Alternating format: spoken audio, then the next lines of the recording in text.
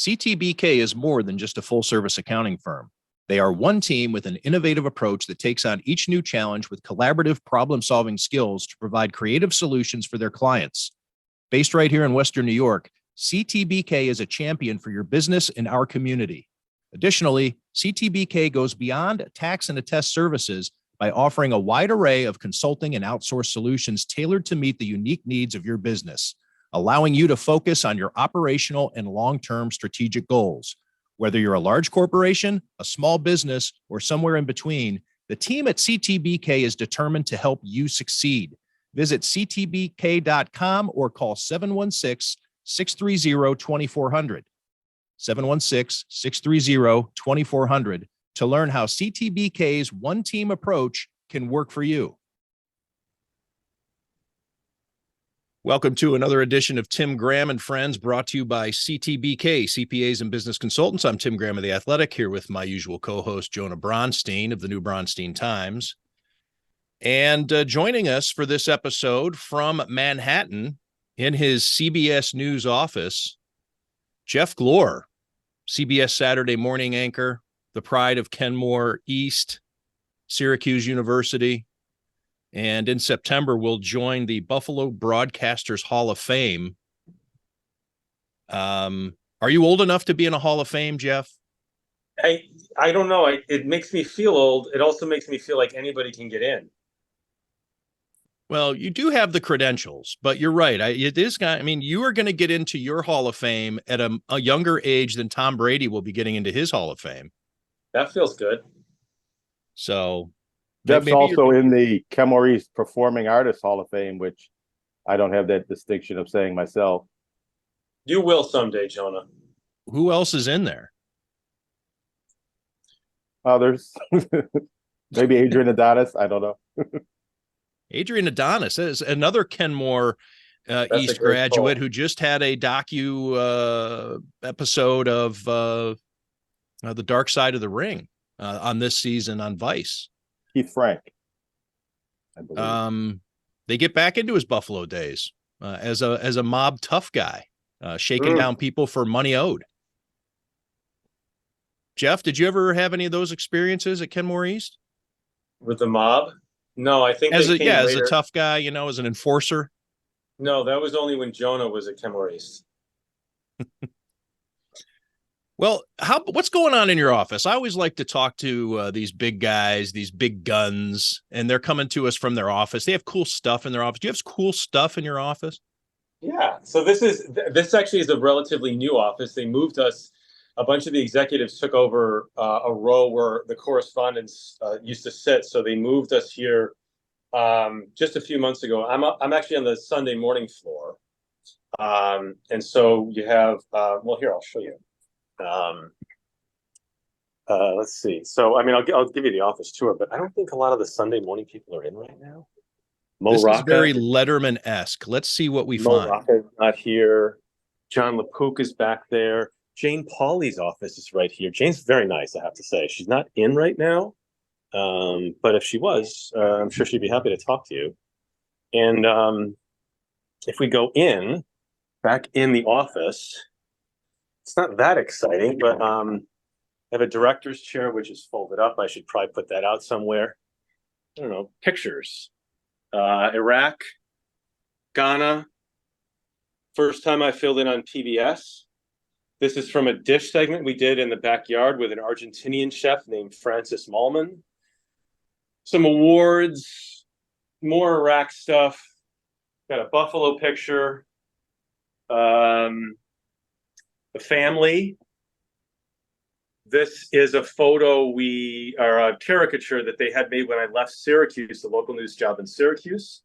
That's me in my favorite thing, which is an F-18, Maverick style. And this is a sultry picture that I took when I was doing evening news. It's that's a good looking guy, isn't it? I would. Okay, so the building is on fire. There are alarms going off, and you only have so much time to gather some things out of your office. What do we take? What are we grabbing on the way out the door? I guess the Emmys. Why am I looking at myself right now? And not Because you you're guys? pinned right now, because I want to be a ominous voice coming in because what'll happen is if I Okay. talk, if I don't pin you and I had comments about what you were doing in your office, it would flip over to me talking and not Okay, us fine. looking at your office. I will Great. remove the pins shortly, but this is me trying to do some production. So what would I grab? I mean, I guess like the family photos and I don't know. I mean, there's not a ton. I have a closet with a bunch of clothes in it. I don't think I'd grab those. Maybe some books. Got some good books over there. The Rise of Theodore Roosevelt, The River Runs Through It, Liar's Poker, Lincoln at Gettysburg, Power Broker. Those Yeah, are the some of types my of things favorite. you just keep in your office to impress people who are in your office, though, right? Yeah, You don't yeah, read yeah. those things. No. Never opened any of them. Of course not. Yeah, good. Well, that's good to hear. I like to know that you're a regular guy. Yeah. So we always like to have you on, Jeff, to talk about your beloved Buffalo Bills, and it's that time of year. Yep. The excitement level is, I think, down compared to last year and the year before. The Bills are flying under the radar a little bit. Jonah and I talked about that on the last episode. Probably a good thing for this team, but and we were talking about it yesterday over the phone. Is that I think they're as good as they were last year, and so it is a strange phenomenon for people to kind of be a little suspicious of the Bills, or I think even diehard fans are dreading not being as good as they have been. The window's closing is a narrative we're hearing more and more. Where are you in terms of your outlook for 2023? Well, I agree with you. I think it's weird but understandable. Like, last year they were the clear favorites, right? Which was odd to be in that place, but it came off the Kansas City game, right? Which should have won. And this year's coming off sort of that dud against the Bengals. But it is weird that last year we were the I don't want to say prohibitive, but the favorites to win the Super Bowl. And this year it's like what? We're like maybe slotted like 3rd or 4th in terms of favorites. So, but we were talking about this on the phone a little bit yesterday. The big question I asked, are the Bills better or worse this year? And it's hard to say they're worse. They're certainly Um, not worse. I I don't mean, think. they're worse at one position maybe, but I think better in a lot of ways. Yeah. So then why in that case are they? Did they have some people soured on them? I don't know. Maybe they're just Well, tired of Jonah, what talking do you about it. think? You say the one position. Are you referring to inside linebacker? Yeah, I mean, they went from a guy who was playing in Pro Bowls and got a pretty large contract and was a star player, captain player, to an unsettled situation behind him. I mean, they're definitely worse at that position, but overall, I don't know if the defense in the front seven is any worse, and I definitely don't think the overall roster and makeup of the team is any worse, and I think they're a little bit better. I think running back is another position that doesn't get talked a lot about because I think people are tired of talking about running back, and the offense always seems to do well without that proven number one running back. But I do think they may have taken a step back when they lost Devin Singletary and then losing Naheem Hines to the injury. And I know Damian Harris is in and that solidifies it, but those are some shifting sands back there too. I think they're But better again, I'm just there. bringing it up for the sake of discussion. But real quick, I think they're better there. I think James Cook was excellent as a rookie, and him being the lead back with his speed and what he might be able to do has potential to be, one of the best runners the Bills have had in a number of seasons. And I like Damian Harris, and Latavius Murray may or may not make the team or be a guy who's active on game days, but as a third running back, as an option there, I think he's better than what the Bills might have had in that third spot the last couple of years. If you're the Bills, why would you not potentially be entertaining the possibility? And I'm not saying it's a good idea or not, of Dalvin Cook or, somebody like that, or a Jonathan Taylor trade. Is it because you think that James Cook can break out?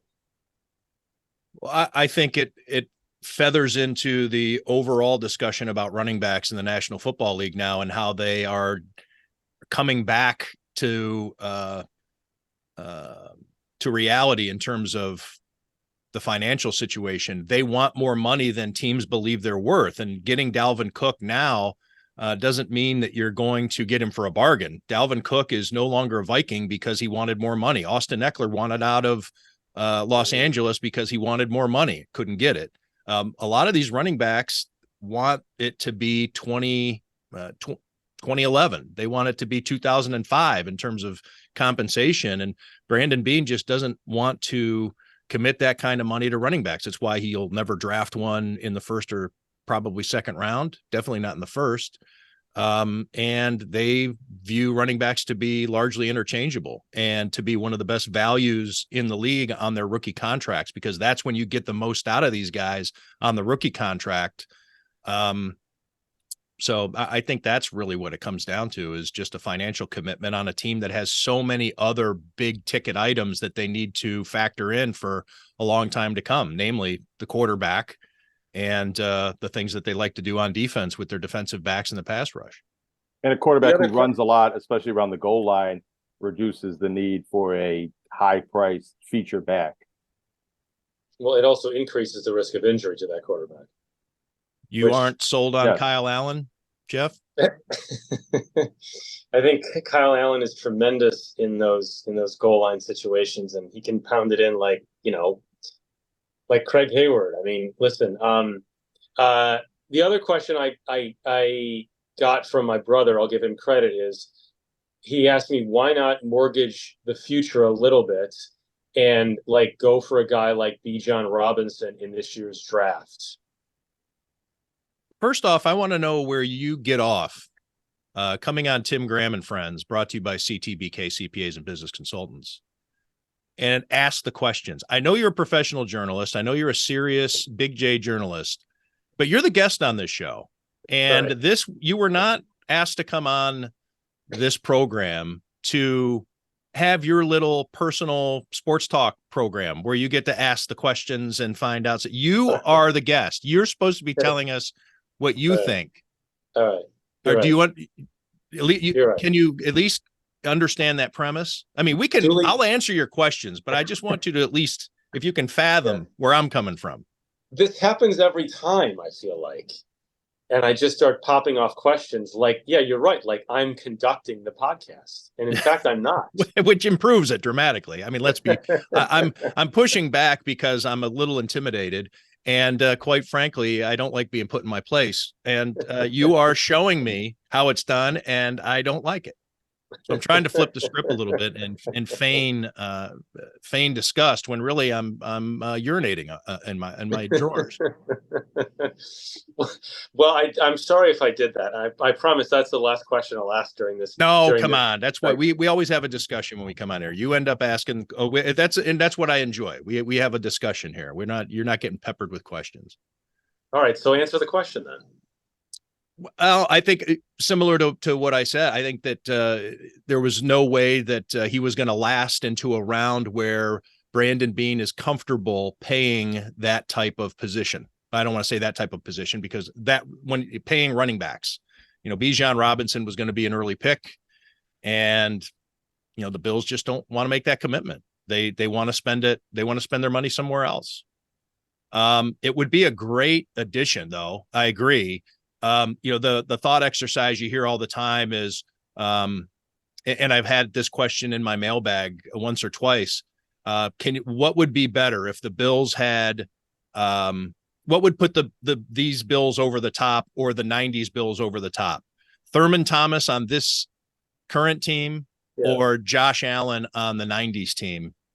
And my answer is Thurman Thomas on this team, because it is already one of the best offenses in NFL history, really. I mean, it's not up there with the 2007 Patriots, but if you put Thurman Thomas or any elite running back, all right, I don't want to belittle Thurman Thomas by saying any elite running back. Thurman Thomas is, I believe, underrated, and he's in the Hall of Fame. Yeah. That doesn't mean that Dalvin Cook is, of that ilk. But anyways, that's my take. But you grew up watching those teams. What do you think? Go ahead, what if the Bills had, let's take Thurman Thomas out of it. What if the Bills had one of their more recent first-round draft picks at running back, Willis McGahee, C.J. Spiller? I mean, Marshawn Lynch turned out very good on another team, but the Bills didn't have a great history with using first-round picks on running backs. Would one of those type of players elevate what they have right now. Yeah, you can argue that the Bills have maybe the greatest running backs of any team in NFL history. If you take them from the arc of their team up to maybe the Chicago Bears. But anyways. Yeah. No, I mean, I guess the question is just, and listen, I'm not a general manager. Obviously, Brandon Beane's done a pretty damn good job putting this team together and maintaining it. I guess the question is like, yeah, if you take that chance, if you get a guy, I don't know how, if Bijan Robinson is as good as, or, sort of Saquon level when he was drafted or whatever else, if he's really sort of like that generational sort of running back, I don't know what it would have cost to trade up from the mid-20s to, top 10, but it's a question. Sorry, another question. Yeah. No more questions. Jeff, do you like the Dalton Kincaid Terrific pick and the strategy of, taking another tight end in the first round? I love it. And there's all this talk about, is he going to break the sort of rookie mold or the, taking rookies slowly. I hope he does. And he obviously looks great in practice. So I think, yes, I given where they were, and, I know they moved up a little bit, but yeah, I like it a lot. Again, I don't know anything, but I like it. Yeah, we're going to learn probably not a lot about Dalton Kincaid in the preseason because he plays a position that the Bills are not going to want to give away their plans on how they're going to deploy this guy on Sunday afternoons or Monday nights or whenever the game is. So in the preseason games, we're probably only going to see Dalton Kincaid doing pretty vanilla things. Yeah, you might, you get the sense as to how good his hands are or how he runs a particular route, but I don't think that we're going to see him lined up in any exotic formations or give us any kind of serious clue as to what the plans are going to be for him when the real games take place. It's exciting. I mean, because of him, Floyd, like Trey White healthy to start the year. I know Tremaine's gone, but James Cook in his second year, like I said, I don't think they're worse, and it's very easy to argue they're maybe not significantly better, but better. Yeah, I think the defense is going to be fine. I know that a lot of people are upset with the loss of Tremaine Edmonds, but you have, as you mentioned, Jeff, Tre'Davious White is going to be healthier and more confident and more fluid than he was when we saw him in November, December. Micah Hyde and Jordan Poyer, if they can stay healthy, and Taylor Rapp filling in for either of those guys if they're out. Taylor Rapp was a starter for a Super Bowl team and was very good, and he's going to be the future of that position as Poyer and Hyde age out. Such an important position in Sean McDermott's defense. He loves his safeties. The evolution of either of the young cornerbacks on the other side of Tre'Davious White, the pass rush, even with Von Miller out, the addition of Floyd. I think that around it, and I wrote a story about it a couple of months back in which I interviewed Brandon Beane about it. I think the defense is better. I don't think it's addition by subtraction. Please don't misconstrue it as me saying they're better without Tremaine Edmonds. But I'm thinking that on the whole, if you take a look at Edmonds' absence, but with all the other things that are positives, I think the defense could be better. I don't think they're worse. That's good.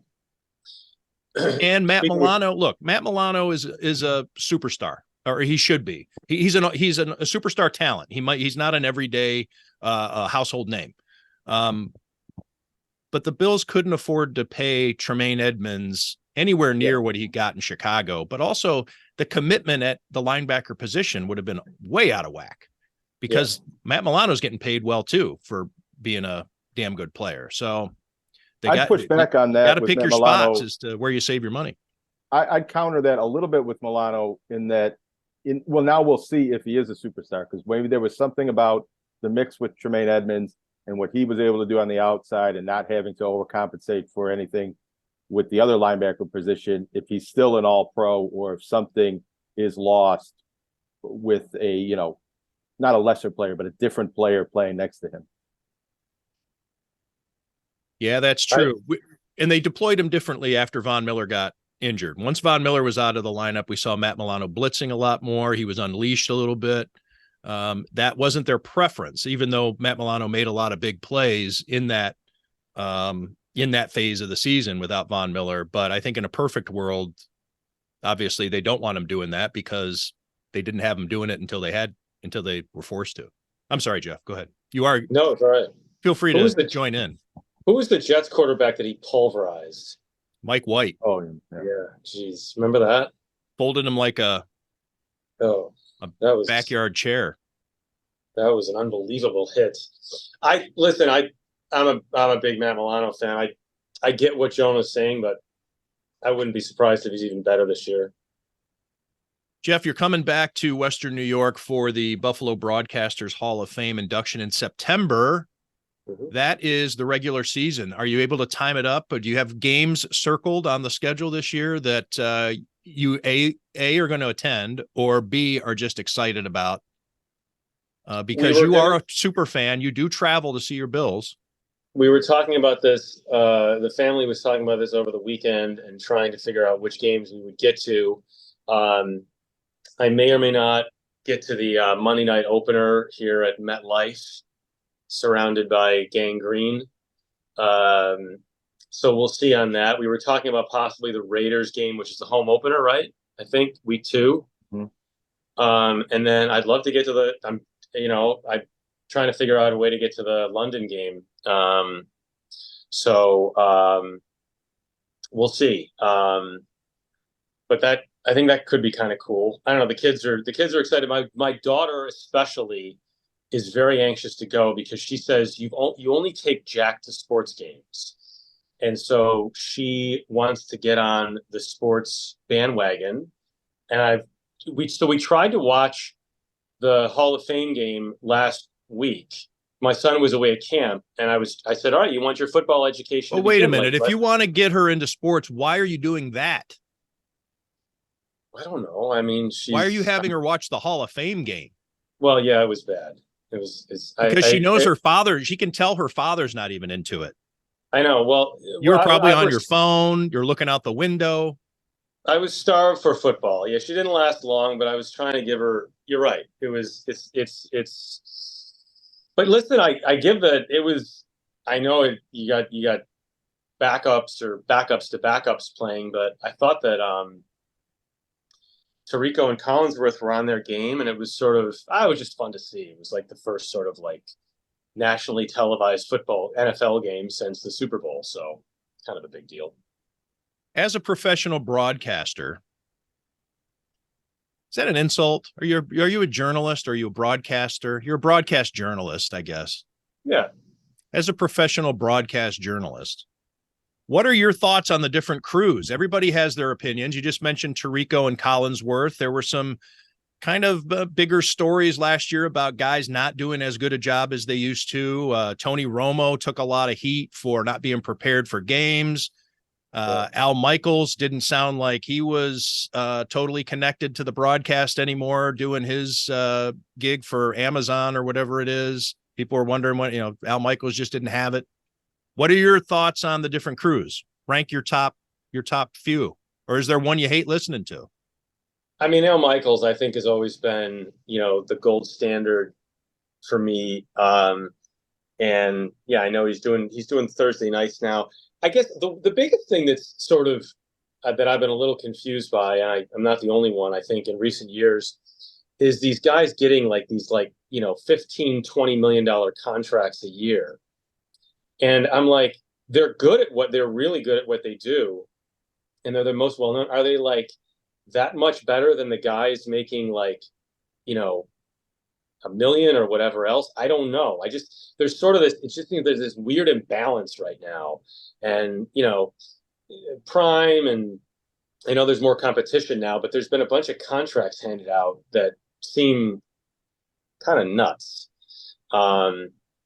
Now listen, they're the best, so I guess they deserve to be paid as the best, but that's been a little weird. I don't get to watch the NFC broadcasters maybe as much.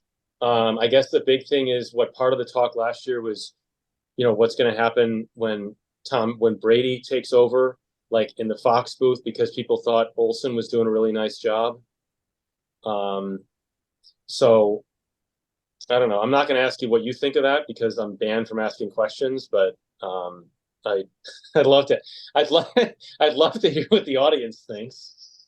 I'm actually not a good person to ask because I'm at the games. So I don't get a regular diet of the different crews. I see the national ones on Sunday night or Monday night when the Bills aren't playing, obviously, but that has increased in recent years. I don't get a steady diet of all the primetime broadcasters, but yeah, when it comes to the Sunday afternoon guys on CBS and Fox, because I'm at the Bills game, and then even from the 4:00 game, I'm working during that one. And then there's sometimes we're in the press box for a later game. We don't have the sound. They don't put the sound on in the press box and all that stuff. So I'll tell you what I think. It makes a huge difference when you're watching a game. And Jack, my 13-year-old now pays attention really closely. He's definitely into he'll tell you if he doesn't like an announcer or does, I think. And he's always, and he knows in advance, like he looks up who's going to be calling the game. And he's like, Dad, this guy's calling the game. It's not gonna be good. Or Dad, this guy's calling the game. So yeah, it's a big deal. I remember when we were kids. So when I was a kid, my parents and my grandparents a lot of times used to turn off the sound on the TV, and we listened to Van Miller, on the radio when we were watching the games. So it's nice to have like the top guys. Obviously, I'm never going to say, I always love listening to Nance call a game still. So I hope he gets more of the Bills games this year. Always fun to see the either Sunday night football, Monday night football, Thursday night football. You're going to get some of the top guys. Jonah, you were going to say? Yeah, I just wanted to say, my main take is that CBS is the best and a step above all of the other networks, as is the case with the news programming. CBS also broadcasting the Super Bowl this year, and I agree.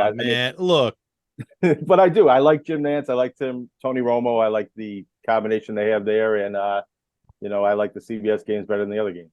I have a tendency to agree, but also I'm affiliated with WIVB as somebody that they donate money to talk for 5 to 7 minutes every Sunday before a game on Buffalo Kickoff Live. Jonah works at WIVB. Jeff Glor has posters and promo stuff hanging all over the offices at WIVB as the CBS Saturday Morning anchor. So for us to be sitting here in this, I'm going to go ahead and call it the TGAF circle jerk and talk about how great CBS Sports is, I think it comes off as a little disingenuous. However, perhaps. I will say that Ian Eagle and Kevin Harlan are my two favorite play-by-play guys. Yeah, they're great. They're great. I'll take them. I'll take Ian and Kevin any day. And by the way, Ian's son does a pretty damn good job too. Oh yes, at the tender age of whatever he is. I mean, he's pretty good. Is Jack Glor going to get into this profession? My wife wants Jack Glor to get into this, and I think Jack Glor has expressed some interest, but he's still figuring things out. He's waiting for the Madden 24 to come out. He's playing Fortnite, in the interim. So I think he'll gear up with serious. But a lot of people don't know that Jack is 36. He pays attention to the announcers, even in the video games, closely. And that's a huge deal now. Who's the voice of NBA 2K or NHL 24 or whatever else. I mean, that's MLB The Show has pretty elaborate broadcast capabilities and then some of these games have studio hosts or sideline reporters. I know. It's nuts. How old is Jack? Jack is 13. Okay. So you got plenty of time. Yeah. My Jack is 17 and he has no idea what he's going to do. So his clock is ticking. He's already taken a senior photo and he has no idea if he's going to panhandle or get a job at some point in his life. He should follow in the footsteps of his father, who, by the way, has continued his tremendous reporting for The Athletic. This is one of the reasons why I reached out yesterday, by the way, to talk about some of the recent stuff you've done. Round 4 or 5 of the circle jerk is commencing right now. Well, yes, but you deserve it. So I'm just gonna say this. Well, thanks for saying that, Jeff. That was it's interesting. I mean, I don't really know what to make of it yet. Sometimes in journalism, you don't have answers, but you're just sharing what's happening. And I do find it interesting what's happening with all the palace intrigue at One Bills Drive. Yeah. Learning recently, and since my story came out, that Terry Pagula's own son-in-law is out, and don't really know why yet. A lot of rumors swirling, but he was the director of corporate development at Pagula Sports and Entertainment. That's Jesse's husband. So it's almost as though the Pagulas sat down and watched Succession, looked at each other and said, how come we're not getting in on this? But I don't want to read too much into it. But there are a lot of people who aren't saying things, which usually as journalists, when you go looking for answers and people aren't readily responding or transparent or say, well, what's the big deal? When they take a long time to answer, it usually means they're coordinating. Yeah.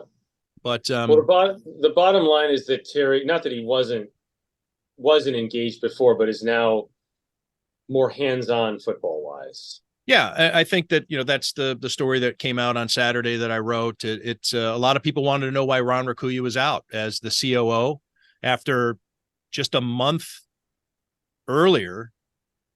Let me rephrase that because I was about to do some word salad. A month earlier, he had the hard hat on and the golden shovel at the groundbreaking at the of the new stadium, was the first person brought to the lectern to speak. And a month later, he is out. And the reason being is that Terry just doesn't like him. And Kim did, and Kim allowed him to do a lot of things that Terry just wasn't wired to have people do underneath him. So he changed the structure of the front office. Now he has 3 people reporting to him instead of just one. He's much more involved. And I think that we saw with the photo that was posted and then deleted of Kim Pagula, she does not look very well. And obviously she is not going to be coming back to be the Bills president anytime soon, and probably not at all. So Terry Pagula needs to get involved. And I think that he was perfectly satisfied to let Kim handle all those things. And then for a little while, Ron Raccuia. But now that he has to run both teams instead of just his baby, the Buffalo Sabres, things are changing. And but a lot of people thought it was because of cost overruns that they see coming with the stadium, because the Pagulas are on the hook for all overruns beyond the $850 million that they're getting from the state and the county. Ron Raccuia being the stadium negotiator, people think that he was on the hook or he was to blame for that and took the fall. And the Legends stuff or the Ad Pro sale. But the way my reporting came out is it's just that he had Kim Pagula's ear and he doesn't have Terry Pagula's ear. And it was as simple as that. And if you're the owner of the team, if you're the owner of the team, that's your right. Absolutely. I mean, he owns the team. Again, Tim, tremendous reporting. This is one of the things we first started talking about yesterday. You did a great job again. Thank you. As a fan, does that matter to you, the front office structure? Because Bean and McDermott are in place and Adams and Granato are in place. Does it matter, the Palace intrigue? Should it? It's dramatic and soap opera to read about, I guess. And I obviously appreciate the work that, yes, I think it's important because it's, who knows? I mean, I think as a Bills fan who always wants the Bills to be in Buffalo, I don't think, they're not going to leave Buffalo if Terry Pagula owns the team. I think that's one selfish way to look at it. But yeah, of course it's interesting. That's why so many people read it. I do think it's a point to be made, and I probably should have made it in the story, but I didn't, is maybe some uneasiness of, as we come to realize the precariousness of Kim Pagula's health situation, that does take away some of those protective feelings that you have of what is after Terry Pagula, that we use, that people in Western New York always, or for generations anyway, had that fear of what happens after Ralph. Now, Yeah. Terry and Kim Pagula came along and put those fears and that anxiousness to rest. But Kim being so much younger than Terry, and then a transition beyond Kim, maybe to the kids, no longer being in play, you now have a bigger chasm from Terry to the kids. Matthew, just out of college a couple of years ago. Kelly, I'm not really sure what her plans are to be with the team. Jessie is in doing great with her tennis career and has probably for her, she hopes, a long way to go before she gets into any kind of managerial role. Laura Pagula, Terry's daughter from his first marriage, is said to be getting more of a foothold within the company. So anyways, it's that's an aspect too that I think probably, if fans haven't thought about it, are probably going to eventually. It's going to dawn on them that what happens after Terry. Yeah, I think it's a legitimate concern, and I do think what Bills fans do have going for them is, for whatever other issues that many people have with Roger Goodell, and I understand that. As you know, Tim, I mean, I think he badly wants there to be an NFL team in Buffalo. Well, and it's going to be here for the next 30 years. And yes, there are ways to get out of the deal eventually. And, the Investigative Post has done some looks into that. Jim Heaney's nonprofit organization that does a pretty good job. Sometimes they're a little sensationalistic, but I think in terms of stories that they've done on the lease and showing that it's not as ironclad as a lot of people would like to believe or assume, that just because it says 30 years doesn't mean they have to stay here for 30 years. But yeah, I think that the NFL also does like having its boogeymen out there. And now it used to be Las Vegas, London, now still Toronto. It used to be, until everybody finally realized that wasn't going to work. What is it now? San Diego, whatever, yeah. Austin, there's all kinds of different, Oklahoma City, Birmingham. They're going to have to cultivate some new boogeymen, but at least for a while, the Bills are going to be here. But the lease effectively, I wouldn't say locks it in, but if you look into the relocation agreement, it's going to be very hard to move before the 20-year mark of the lease in the new stadium. And also, as long as New York State and Erie County and any of the public entities are willing to put a lot of money into the stadium operations, there's probably not going to be a situation where Buffalo needs to worry about the Bills moving or being sold until some of those dynamics change. Yeah, I would agree with that. But the appetite for spending public money on things like stadiums is getting tougher and tougher. And Daniel Snyder, I think, in his behavior, expedited that process among government officials and the public being just tired of giving these people, I'm using finger quotes, billionaires, all this money. It's obvious in California, it doesn't work anymore. That new stadiums are a tough go there. But I think that I keep using it, the boogeyman strategy is going to continue to work in that regard, as long as they can cultivate possible places where the NFL would want to go to threaten your team to put up or we're leaving. And I think at some point you may get a situation where it says, all right, well, we're leaving or see you later. We can't afford it anymore. It would obviously be a crippling.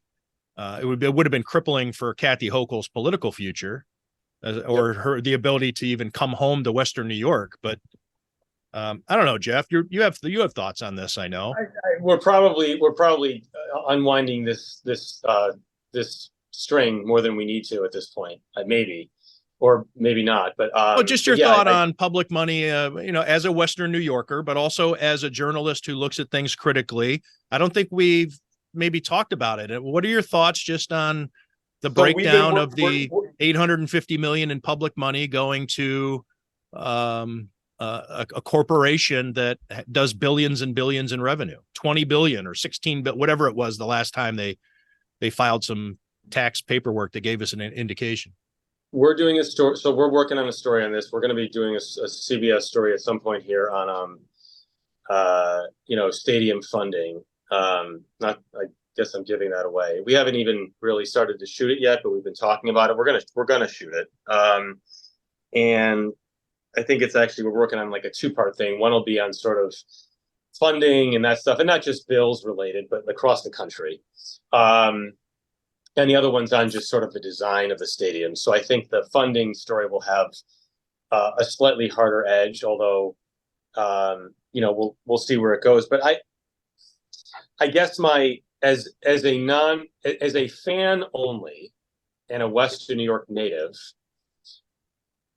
or no matter where I would live, I guess one thought would be like, if you've got a ton of money, why not just you spend it and own something outright and make that your legacy? I don't, but then again, there is a public enjoyment of this. And so to be honest with you, I don't know that, even though it's been, this has been a subject that's been discussed a lot and people have very strong opinions on, I don't know that my reporting has taken me to a place where I can say, this is a good idea, this is a bad idea. Yes. Am I glad the Bills are there? Yes. Am I glad they're building a new stadium? Yes. But I sort of look forward to reporting that out and talking about all this, because you're right, the ground may be shifting a little bit, no pun intended.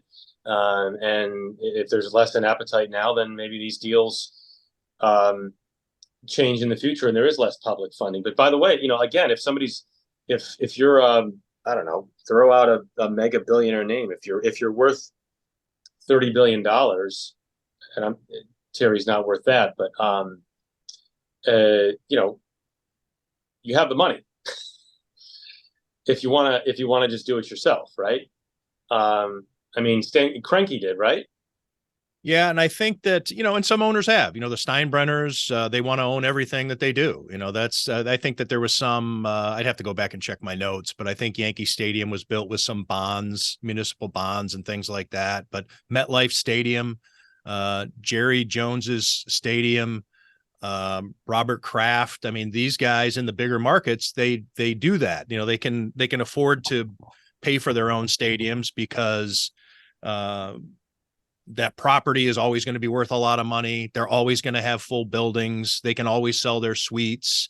Whereas smaller markets are a little more fickle in terms of what they can do in terms of selling out, doing well at the gate, PSLs, all these types of things. It's dependent. The Bills are super fortunate that they have Josh Allen on the roster as they're building this new stadium when it comes time to selling PSLs and getting excited about moving into a new stadium. Maybe your seat changes.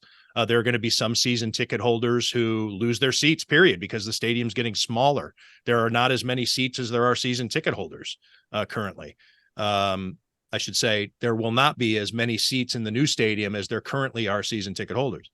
But one, to your point, Jeff, about you could build it and it could be your legacy, but these owners are under a lot of pressure from their brethren and the commissioner to take as much public money as you can, because the more of us who pay out of our own pocket, the more of your peers are going to be expected to come out of their own pocket. So Terry, we know you can afford it, but you better take every bit of public money you can get for the good of the league type thing. I get it. I'm not a businessman. I'm not Terry Pagula. So I don't know what goes into his, I'm sure he's factoring in things that I'm not thinking of. So I don't know.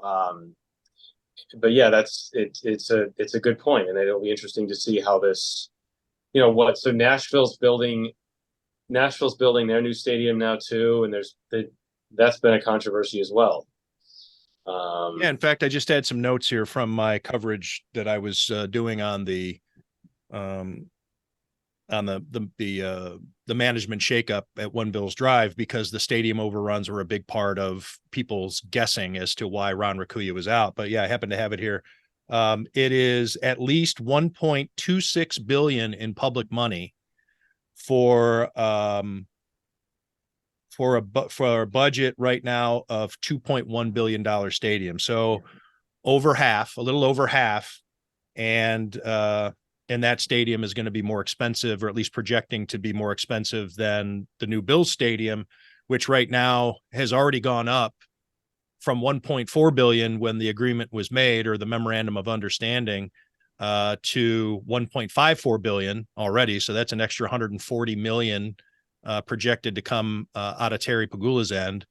And then sources who I spoke with for this story are predicting 1.8, 1.9, 2 billion as the final price tag. So I think that is a reasonable.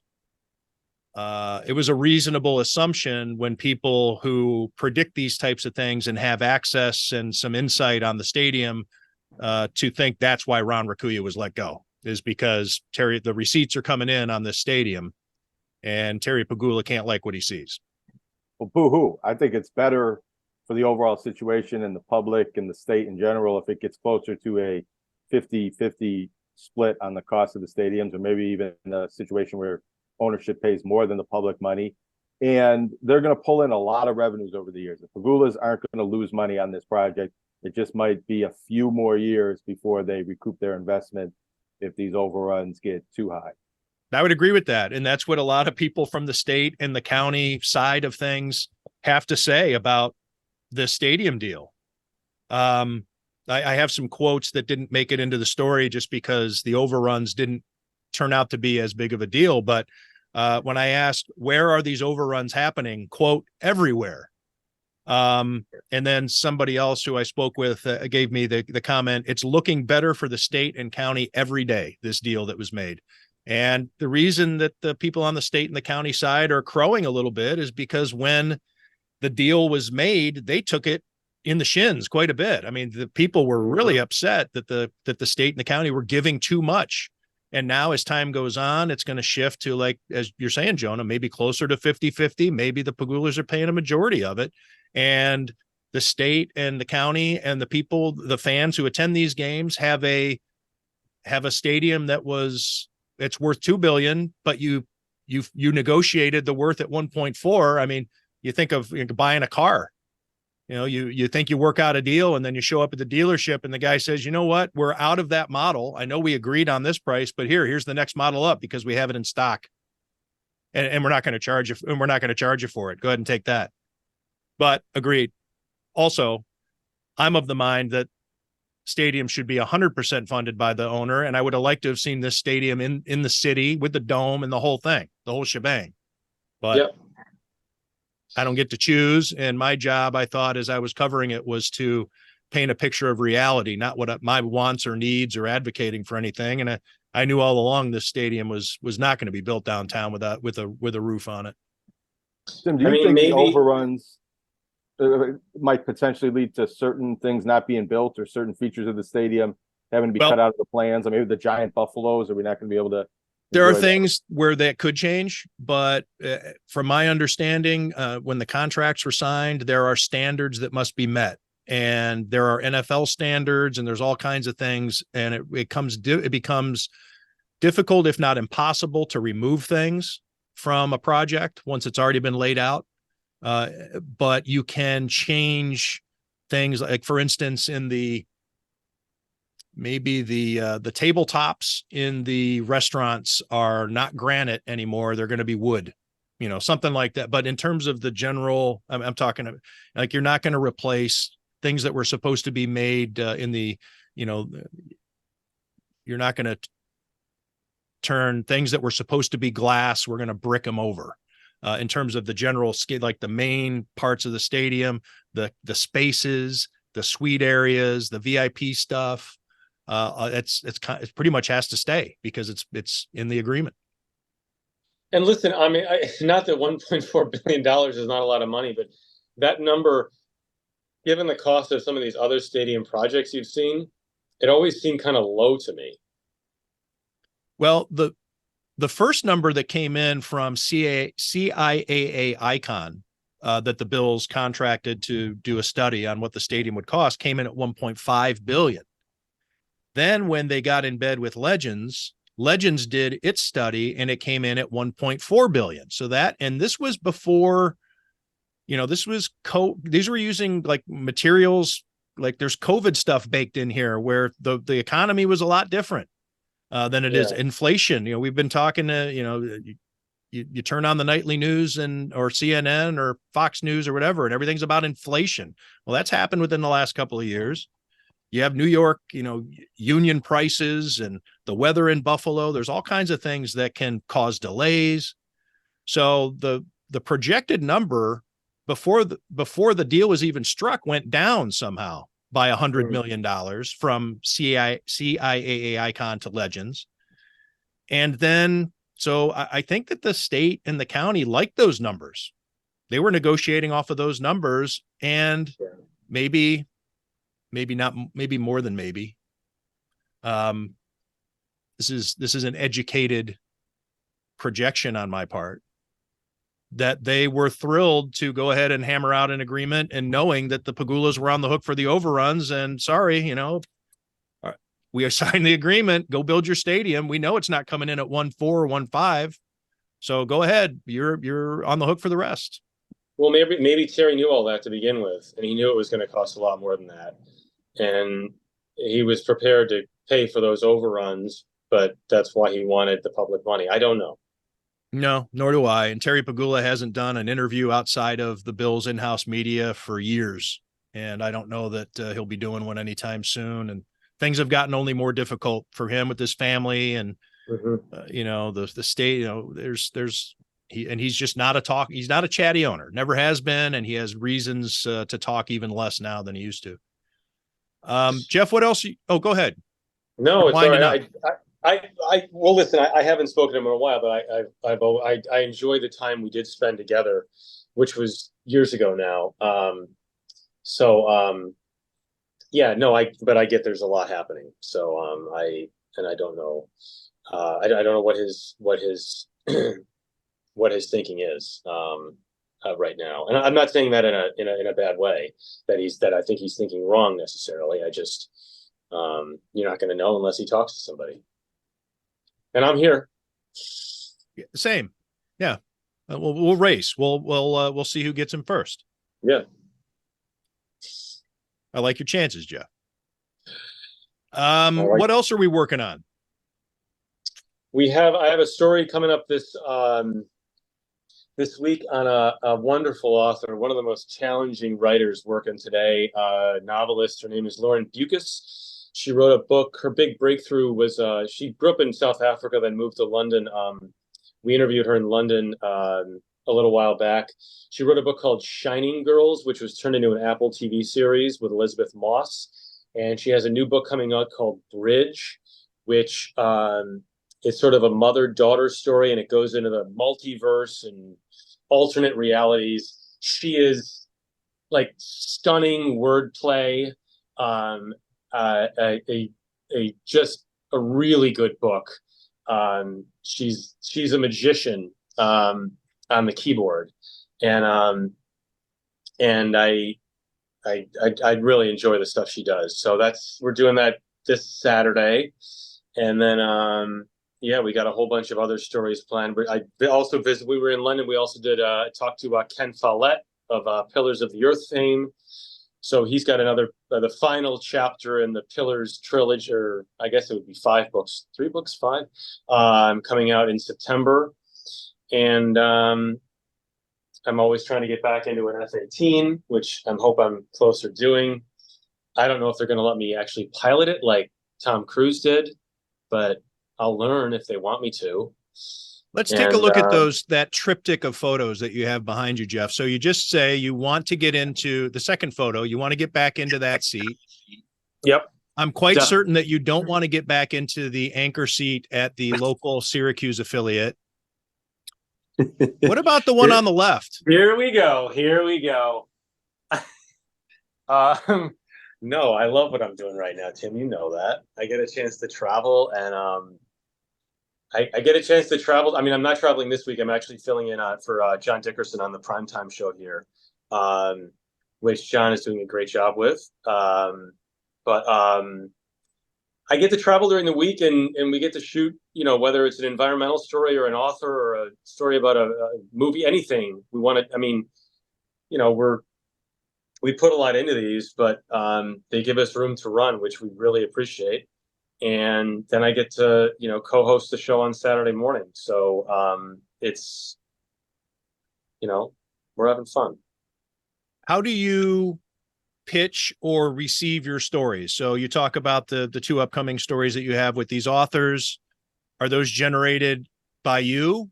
Or what's the process like? A lot of the pitches come, from myself, and I work with a producer who I've worked with for a long, long time, who's phenomenal. And we get a lot of books sent to us. So I spend a lot of time reading and sort of figuring out, which books we want to do.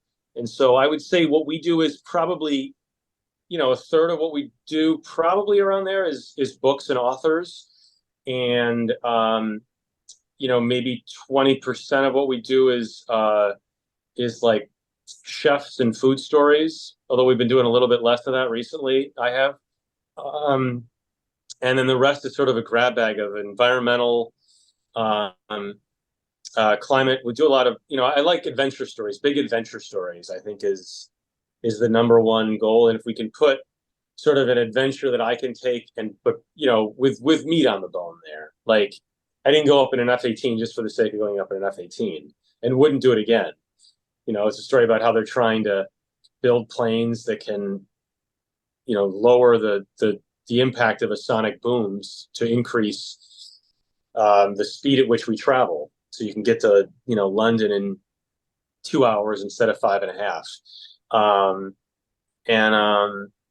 It's sort of a mixture of everything, which I like. How much you bench? More than I did a year ago, after I cut booze out of my diet. And that was last July. So I've been working out more and taking better care of myself overall, I think. I don't know. So how much do I bench? So if it's 2, 5, 90, like 225. Oh, and Ready you don't for the weigh. combine. You're bench. If you can bench more than your weight, that's right. Once. Just once. That's it. What you got to get. You're benching your weight over your weight. Way over. Yeah.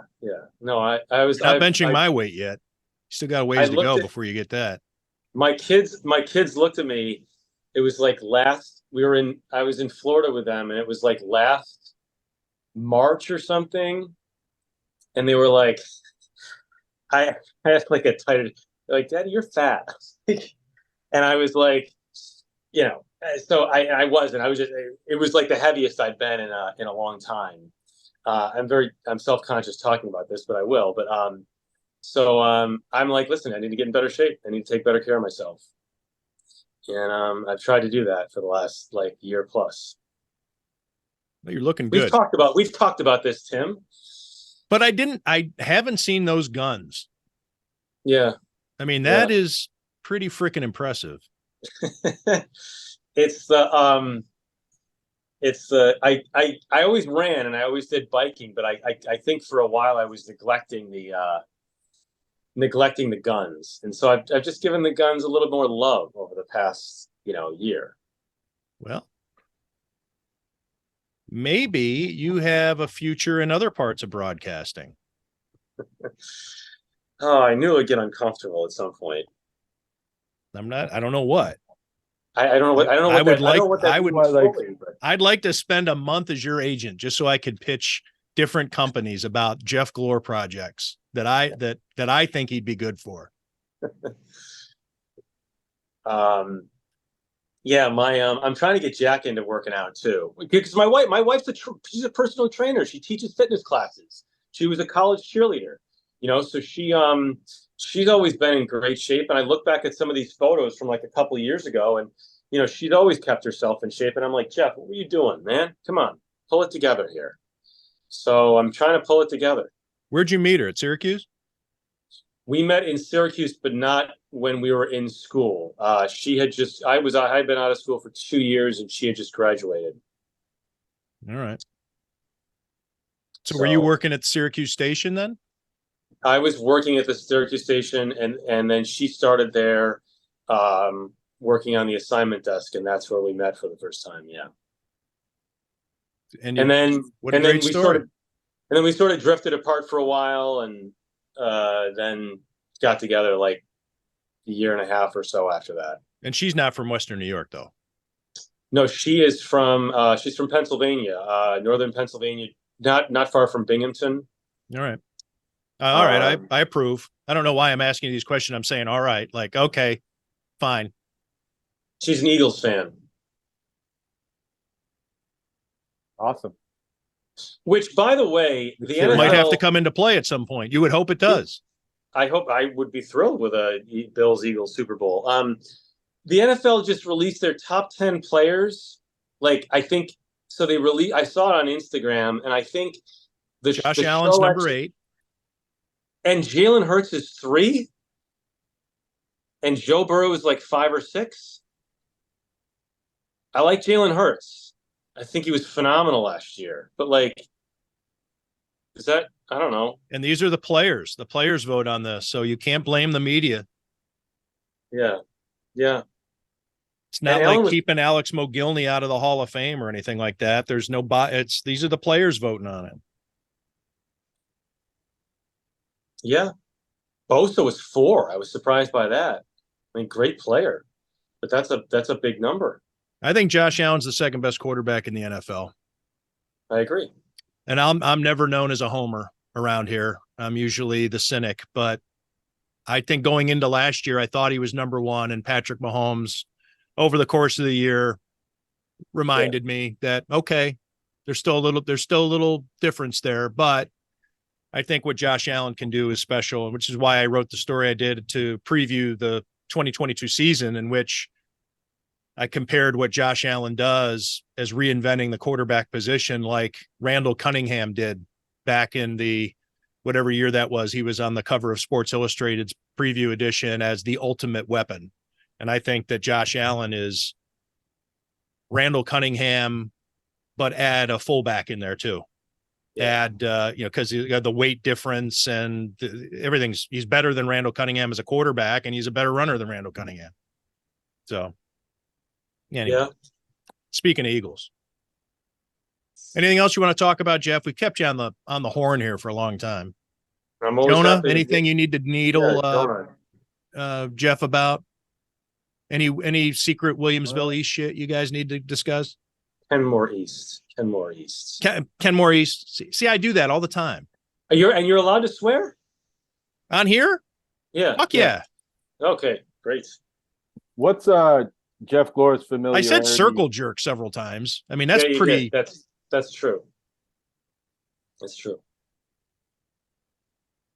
I'm sorry, Jonah. We were talking over you. Yeah. Well, speaking of circle jerks, I just want to know if Jeff was familiar with Tim's favorite Kenmore East area bar, the Montrose. I don't think so. Tim. It doesn't exist anymore. No. It was right by Kenmore East. It was, if you took a left on, what would that be? I know exactly what you're talking about. There was a plaza there. There was a pharmacy across the street, the Dairy Queen over there, the 7-Eleven, a liquor store. Yep. It's been closed for a long time. Where did we go last time I was in Buffalo and you came by? We went to Coulter Bay. Nice. Yeah. Good. And we had a Scotch egg. We did. We had the first time I ever had a Scotch egg. I felt like I was learning stuff. Coulter Bay is where I first met Tim Graham, and then later got pulled over and almost arrested about an hour or two later. For what? Well, that's kind of a complicated story, and it's not super connected to meeting Tim Graham earlier, but I like it better if we implicate Tim in that situation. Uh-oh. All right. It wasn't my fault that he got pulled over. No, it wasn't really anybody's fault. It was kind of a misunderstanding with a police officer and a red light situation. Okay. He was cruising for prostitutes. Wow. Well, accused of that. That it turned out that wasn't the case, and I was let off. You were accused of, really? No. It was a situation with a red light, and a police officer that for whatever reason couldn't go drive above the speed limit, and I heard the sirens coming for other cars and sort of cut him off because I didn't really see him coming. Then I get pulled over, and they yank my keys away. And they're like, "You're drunk. You're not going anywhere." They go to their call and they come back like 20 minutes later, and I'm still there because I'd only had like 1 or 2 beers. And they're like, "We're really impressed that you didn't run away. We're going to let you off this one time." And I'm like, "Yeah, I'm not really drunk anyways." But then it turned out I had a situation from the ticket that you get from, failure to yield to an emergency vehicle. But, that was a lot better than what they initially thought. They were pulling over a drunk driver. And that's why they took my keys, because they were like, "Oh, you're going to run away from this scene." And, it was all Tim Graham's fault for buying me 1 beer at Coulter Bay earlier in the night. So why were they impressed that you stayed if you couldn't have left anyway? Well, I could have ran No, on foot, and they were. That would have been great. Gave me a pass. it would have and I been the didn't. smartest thing you've ever done. Yeah. But I was sitting there in my head, like mentally preparing for like the sobriety test, because I'm like, oh, they're going to do this. And I think they did give me a little bit of that. And I started to pass them the walking. And I think that was a little bit part of their calculation that, they were going to let me drive home that night. We got into a lot of action here. I feel like we started a little bit slow maybe, but now, I mean, Tim, this is good. We got Jonah's like running with the law, a lot of stadium talk, geez, the guns. Yes. I mean, Yeah. Do you need a permit for those in the state of New York, by the way? oh, That's your boy. Second Amendment right there, buddy. This has been fun. I guess. Yes, it had. Well, It we've has kept been. you way longer. Jeff, you're always gracious with your time. Wait, what's Jeff going to wear for his Buffalo Broadcasting Hall of Fame induction? And is it possibly going to resemble what Deion Dawkins wore to the NFL Honors Show or the ESPYs? So here's what's interesting, Jonah. It's funny you asked that right now. This is why Jonah's the probing questions. I dropped off my Zubaz at the tailor this morning because I needed some zippers put in, because like stuff always keeps falling out. Keys, All right. like my kids are always handing me things to hold on to. So I was going to get them like drawn in a little bit since they're always baggy, but I felt like that would have been like sacrilege. Why don't you just get the tights some people wear? I'm not going to wear the tights, but so maybe I'll just have like the baggy Zubaz on like underneath a suit or something. Or I guess I could get like the Zubaz like speedoed. Or I mean, right now maybe the Zubaz tank top is best for me. Maybe we should just go full Bill's Elvis. Yeah. I'm thinking of getting a Bills tattoo. Do you have any tattoos? No, I don't. What are the options? It would just be like the logo. I mean, I sort of thought to myself this morning, if they win a Super Bowl, I would get some sort of like that Super Bowl number and like a Bills thing. I mean, I'd probably get a couple other tattoos at the same time, just so people didn't think that my life was completely Buffalo Bills, even though sometimes it can be. But yeah, I would do it. Where, I don't know. You get a Syracuse S and a silhouette of Walter Cronkite delivering the JFK news. There you go. Glasses off. Yeah. I've thought about getting the Tonawanda Water Tower tattooed on my leg. I don't know if you want to steal that idea. It's not a bad idea. It's iconic. Yes, it is. I mean, it is iconic. It's not a terrible idea, Jonah, honestly. Yeah, I don't know what else I would get if I got a tattoo. What I would get, The map of Niagara County. No, yeah, I'm not from Niagara County. Jeff, go bother Jane Pauley. All right. Thank you for spending your time with us. Thank you for having me, and I hope I wasn't too boring, but I hope we can do this again soon.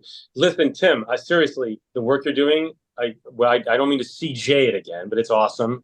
And Jonah, I am thrilled that you are doing. I am thrilled that you are doing so well at IVB. It's awesome that you are there, and I love you guys. Thank you. Thank you. Love you too, Jeff. And we'll see you here in a couple of months. Thanks to everybody out. London. Right. Well, what's first, London or the Hall of Fame? I don't know if I'm going to be at the Hall of Fame is first. The Hall of Fame is September 21st, but maybe if we're at the Raiders game, I'll give you I'll send you a note. All right. I don't know if I'm going to be there, but We'll yeah, figure it out. Okay. Thanks, All right, Jeff. gentlemen. Thanks to everybody out there for listening or watching. Tim Graham and Friends, brought to you by CTBK, CPAs and business consultants. The financial needs of a business go beyond tax and attest services. That's why CTBK goes beyond accounting services and offers outsourced solutions through their affiliation with CFO Solutions Plus. These additional services allow clients to focus on their operational and long-term strategic goals. Trust CTBK's outsourced solutions to provide cost-effective, value-added financial services tailored to your company's needs. Call CTBK at 716-630-2400. Again, 716-630-2400. Or go to ctbk.com to learn more about CTBK's outsourced solutions.